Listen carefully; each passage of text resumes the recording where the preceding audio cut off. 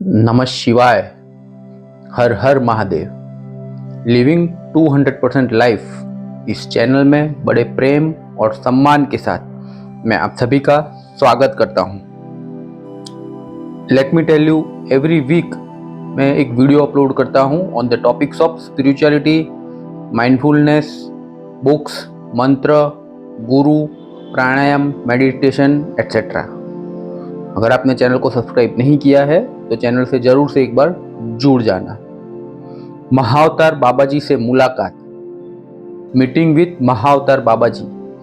ये मुलाकात श्री एम की हुई थी महाअवतार बाबा जी के साथ, जो आपके साथ मैं आज शेयर करने वाला हूँ। ये मुलाकात के बारे में श्री एम ने अपनी ही बुक हिमालय वासी गुरु के साए में, अपनी आत्मकथा में इसको मेंशन किया हुआ है। इस बुक में से आप इसको पढ़ सकते हो। श्री एम का थोड़ा परिचय दे दूं। श्री एम नाथ संप्रदाय से बिलोंग करते हैं, क्रिया योग की दीक्षा देते हैं। बचपन में ही उनके गुरु महेश्वरनाथ उनको हिमालय में मिले थे और उनसे जो ज्ञान हिमालय में जो उन्होंने प्राप्त किया, वही ज्ञान श्री एम आज पूरी दुनिया में फैला रहे हैं। तो श्री एम की मुलाकात महाअवतार जी बाबा जी के साथ कुछ इस प्रकार से है। बहुत साल पुरानी बात है, जब श्री एम अपने गुरु महेश्वरनाथ बाबा जी के साथ हिमालय में थे और शिक्षा प्राप्त कर रहे थे। श्री एम बताते हैं, बाबा जी और मैं नीलकंठ पर्वत के जंगलों में घूम रहे थे।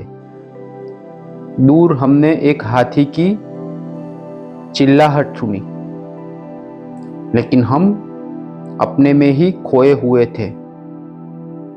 हम गर्मजोशी से एक चर्चा में व्यस्त थे। बाबा जी कह रहे थे कि भविष्य में तुम्हें भी लोगों को क्रिया योग की दीक्षा देनी होगी। उन्होंने 21 योग्यताओं की सूची बताई जो दीक्षा लेने के लिए इच्छुक व्यक्ति में होनी चाहिए। श्री एम ने अपने गुरु से कहा कि योग्यताओं की सूची को कम कर दिया जाए, क्योंकि 21 सूची को प्राप्त करना सामान्य व्यक्ति के लिए असंभव है। उन्होंने कहा इसे कम नहीं किया जा सकता। फिर भी श्री एम अपने गुरु के साथ बहस करते रहे और ये बहस बहुत ही लंबी चली। अंत में महेश्वरनाथ बाबा जी ने वो सूची को 10 तक सीमित कर दिया। फिर भी श्री एम अपने गुरु के साथ बहस करते रहे इस सूची को कम करने के लिए, जिससे कि लोगों का भला हो सके, क्रिया योग की दीक्षा ज़्यादा से ज़्यादा लोगों को मिल सके। जब यह बहस चल रही थी श्री एम और उनके गुरु महेश्वर नाथ बाबा जी के साथ, तब एक आश्चर्यजनक घटना घटी। एक बेहद प्यारी खुशबू हवा में फैल गई। बाबा जी ने कहा, चलो ठीक है, माफ करो, मैंने तुम्हें चोट पहुंचाई। अब खड़े हो जाओ, तुम्हारी इच्छा पूरी होने वाली है। वे मेरी बगल में खड़े हो गए और हम दोनों नीलकंठ की दिशा में मुंह करके खड़े हो गए। बड़े बड़े लंबे वृक्ष के पीछे एक सुंदर लोकातीत आकृति प्रकट हुई। वो आकृति देखकर मेरे रोंगटे खड़े हो गए।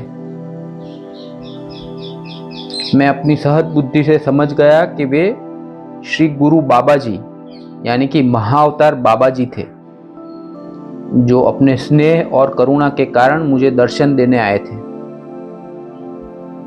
मेरे प्यारे गुरु उनकी चरणों में साष्टांग प्रणाम करके गिर पड़े। मैंने भी वही किया।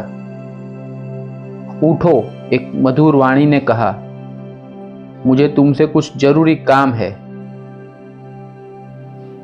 उन्होंने मेरे गुरु से कहा, मैं समझता हूं, तुम्हें मधु की बात समझ लेनी चाहिए। समय बदल गया है और इस सूची को तुम्हें छोटी कर देना चाहिए। जैसी आज्ञा, मेरे गुरु ने कहा।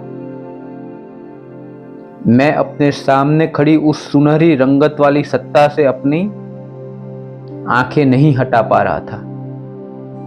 वे नंगे शरीर थे, केवल एक चमकती छोटी धोती पहने थे जो जैसे तैसे उनके घुटनों तक आ रही थी। उनके लहराते हुए कत्थई बाल कंधों तक झूल रहे थे। वह सचमुच दिव्य लग रहे थे। उनके शरीर से उठती हुई मधुर गंध मेरी आत्मा में प्रवेश कर रही थी। वे मेरी तरफ मुड़े। उन करुणापूरित आंखों को टकटकी लगाकर देखते हुए मेरा मन मेरे पिछले जीवन की महाअवतार बाबाजी से जुड़ी हुई यादों को याद कर उठा। यहां आओ, उन्होंने कहा और अपनी बाहों को मेरे कंधों पर रख दिया। फिर उन्होंने मेरी ठोड़ी को प्यार से छुआ।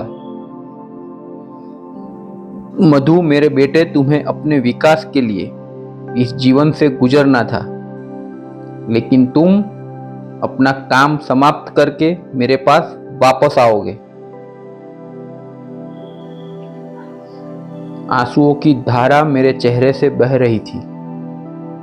मेरा संपूर्ण अस्तित्व आनंद के अतिरेक से कंपायमान हो रहा था,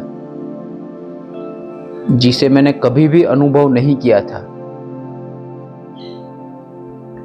फिर महाअवतार बाबाजी मेरे गुरु तरफ मुड़े और उन्होंने उनको गुरुवार के समय सूक्ष्म शरीर में मिलने को कहा। फिर उन्होंने आशीर्वाद की मुद्रा में अपना हाथ उठाया। हमने फिर उनके चरणों में दंडवत किया। जब हम जमीन से अपने सिर उठाए, तब तक वे जा चुके थे। केवल वह मधुर सुगंध ही बाकी थी। हम चुपचाप गुफा में बाद में चले गए। तो यह था श्री एम का अनुभव महाअवतार बाबाजी के साथ। मिलते हैं नेक्स्ट वीडियो में। तब तक के लिए धन्यवाद। नमः शिवाय। हर हर महादेव।